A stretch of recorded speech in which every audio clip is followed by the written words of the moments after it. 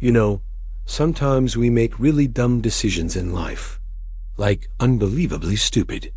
Taking this janitor gig at some abandoned research lab in the middle of nowhere just because it paid triple the usual wage? Yeah, I probably should have known. There was a catch. Blackwood Research Lab loomed in front of me like a scar on the landscape. 5 stories of cold gray concrete, shattered windows that looked like gouged out eyes, and the smell. God, the smell. A foul mix of chemicals and something rotten that hit you the second you inhaled. My boss, Gary, told me it had been shut down for 10 years. Industrial accident, he said. But when I looked at the faded graffiti on the outer walls, I saw dates that were only 3 years old. Someone was lying. But at $500 a night, I didn't care. I pushed open the main door. It creaked like something out of a B-grade horror flick. Inside was even worse. Flickering neon tubes cast, jittery shadows over mold-covered walls. The floor was littered with soggy papers, shattered glass, and dark stains I didn't want to identify. The first floor seemed normal, as normal as a place like this could be. Empty desks, dust-covered computers, dead plants in brittle pots. Nothing remarkable. I started picking up papers, emptying trash bins that still reeked after all these years. Then I reached the second floor. That's when things got weird. Cages. Rows of metal cages, some big enough to hold a person. All of them open, their doors bent outward, like something freakishly strong had forced its way out. On the wall, someone had scrawled in red marker, "They're out, don't stay here after dark." Beneath that, a newer message, "Too late for him too." I gave a nervous laugh. Probably just some teenagers screwing around. But my hands shook as I tried wiping off the graffiti. That's when I heard the first noise, scratching, like nails on metal, coming from the ceiling right above. I looked up. Nothing, but the silence that followed felt thicker, heavier. It was close to midnight when I decided to check out the third floor. The elevator had been dead for years, so I took the stairs. Each step groaned under my weight, the sound echoing up the stairwell like a warning. The third floor was different, darker. My footsteps echoed strangely, like the space was either too big or too full of things I couldn't see. I turned on my flashlight and swept the corridor. Metal doors lined both sides, each marked with numbers and biohazard symbols. Most were ajar, revealing nothing but thick blackness beyond. That's when I saw it, the first footprint. Not human. Too large, clawed, fresh. My breath fogged in the damp air, blending with the humidity to form a thin mist that made it harder to see. The scratching came again, louder this time, closer. And now I heard something else whispers.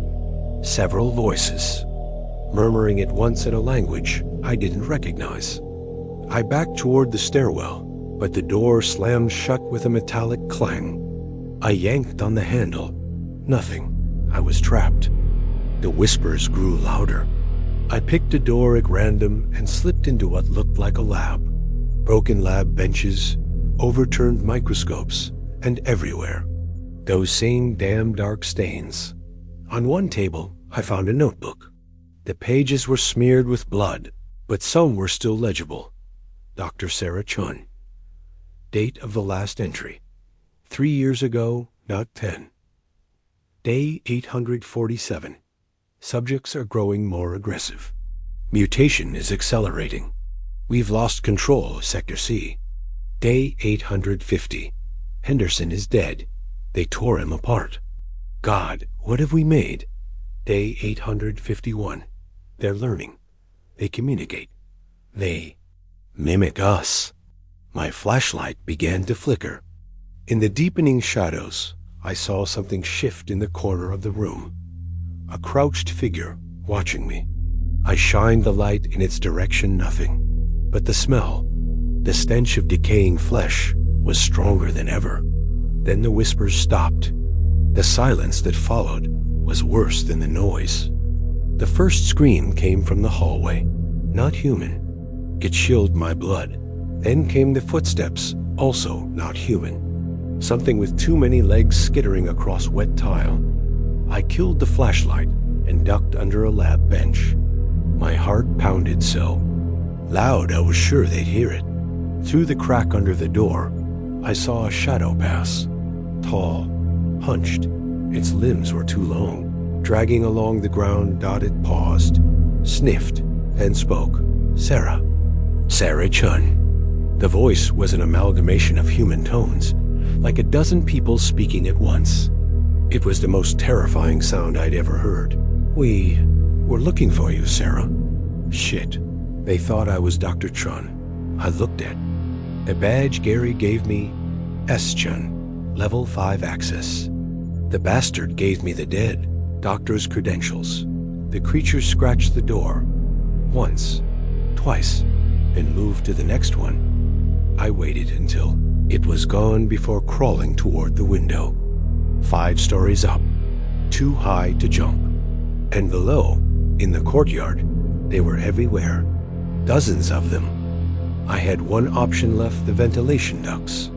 They were wide enough to crawl through and connected every floor. If I could reach the roof, I dragged a chair under the vent and started unscrewing the panel. My hands shook so badly, I dropped 2 screws. They clattered on the tile like gunshots. The whispers resumed.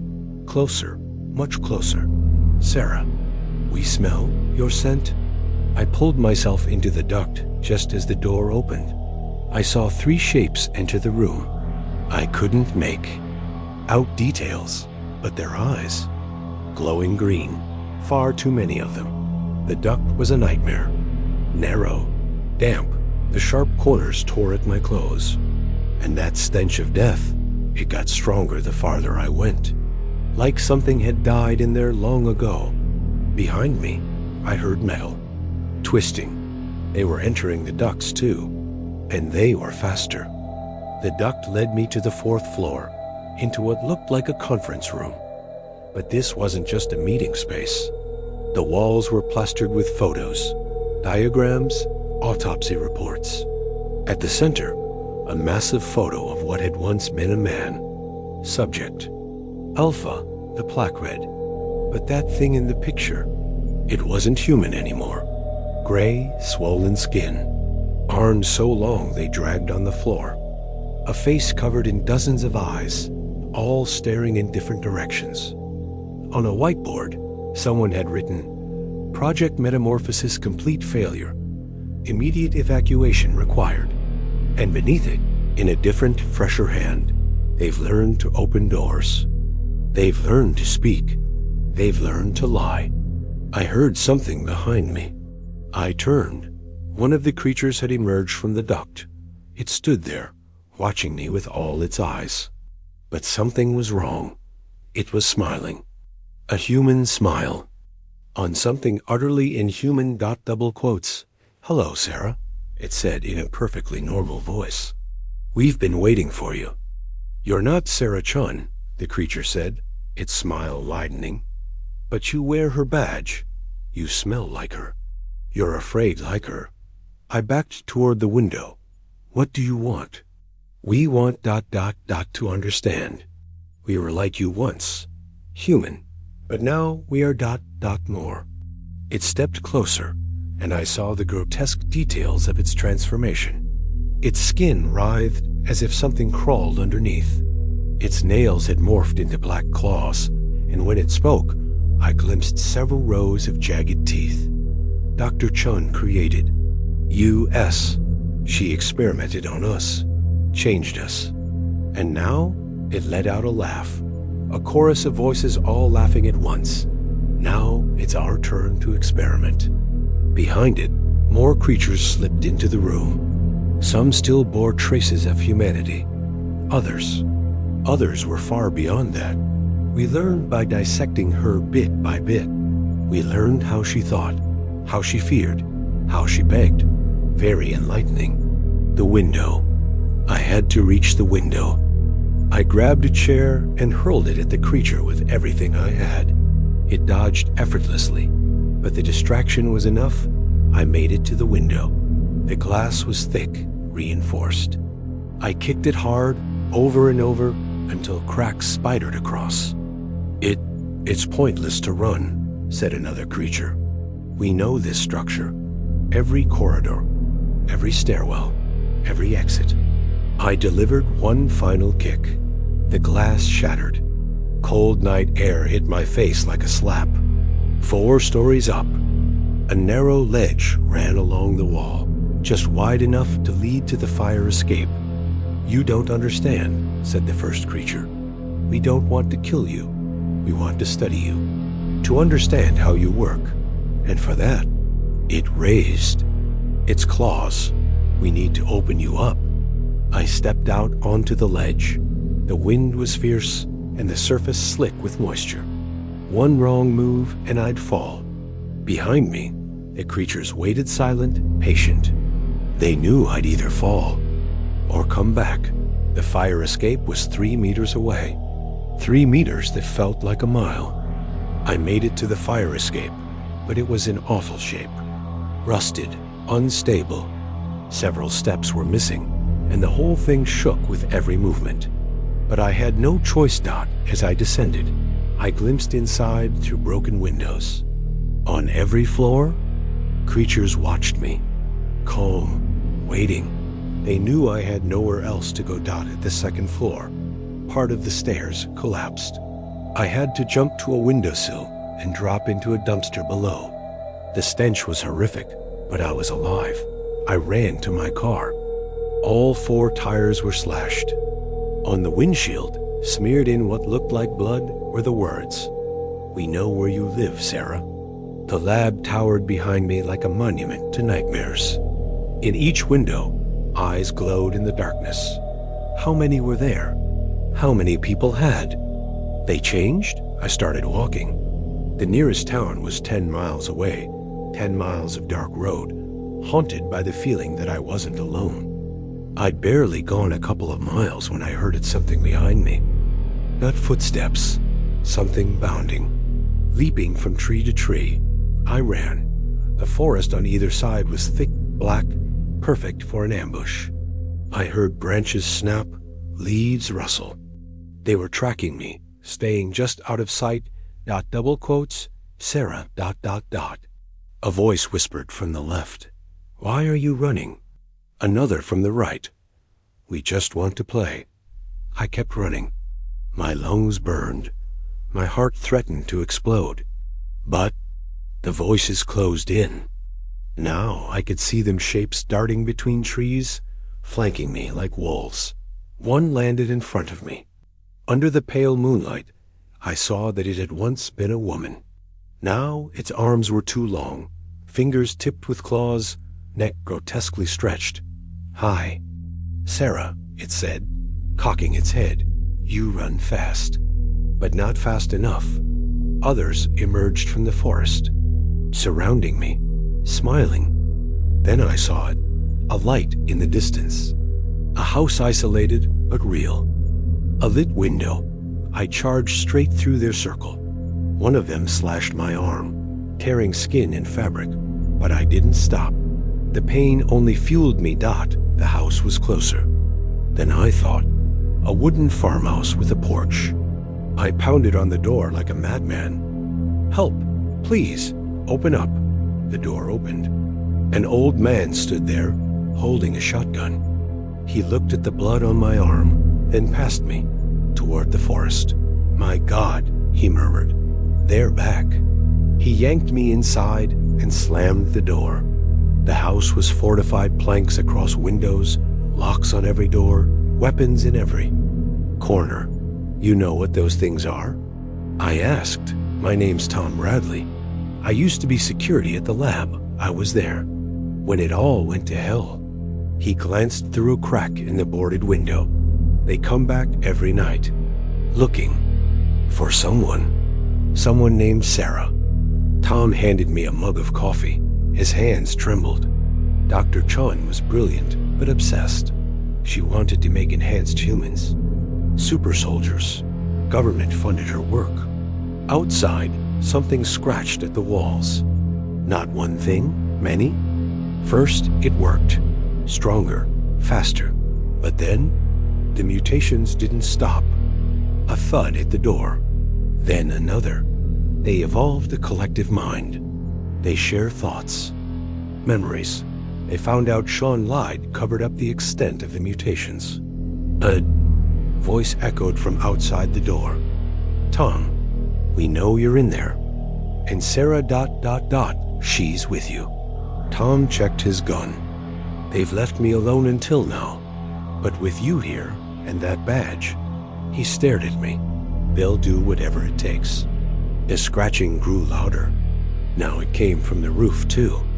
There's a bunker in the cellar, he said. Stocked for months. But first, you need to understand something. He pointed to a photo on the wall. Dr. Sarah Chun. She looked like me. A lot. It's no coincidence your boss gave you that badge. He knew. They came like a swarm, scratching at walls, testing every window, probing every door. Tom was right. They were coordinated, strategic. Why do they want Chun? I asked, helping him reinforce a splintering window. Revenge and curiosity. They want to dissect her, understand why she did what she did. A horrific sound came from above, like something tearing through shingles with claws. But she's dead, right? Tom shook his head. That's what they told us. But her body was never found. Some think she escaped. Others think they took her. One of the kitchen boards gave way. A clawed arm slithered through. Tom fired. The lid snapped back with an inhuman scream. Basement. No. We ran to the cellar door just as the front. Door exploded inward. 3 creatures entered, eyes gleaming like burning coals. The bunker was no makeshift hideout. Concrete walls, months of supplies, an independent ventilation system. Tom had prepared. 3 years of watching them evolve, learn, multiply. Above us, furniture toppled. Floorboards groaned. They were searching. How many are there? Originally, 37 test subjects. But now, they reproduce not like us. They convert. Every person they catch becomes one of them. I thought of Gary, the job, the money, the badge, and the photo. Gary knew, didn't he? Tom nodded. Gary Bradley, my brother. They turned him 6 months ago. Now he lures people who look like Chun. Something clanged overhead. They'd found the hatch. How long do we have? Maybe an hour, Tom said, loading the last of his bullets. After that, we'll see. The bunker was no makeshift hideout. Concrete walls, months of supplies, an independent ventilation system. Tom had prepared. 3 years of watching them evolve, learn, multiply. Above us, furniture toppled. Floorboards groaned. They were searching. How many are there? Originally, 37 test subjects. But now, they reproduce not like us. They convert. Every person they catch becomes one of them. I thought of Gary, the job, the money, the badge, and the photo. Gary knew, didn't he? Tom nodded. Gary Bradley, my brother. They turned him 6 months ago. Now he lures people who look like Chun. Something clanged overhead. They'd found the hatch. How long do we have? Maybe an hour, Tom said, loading the last of his bullets. After that, we'll see.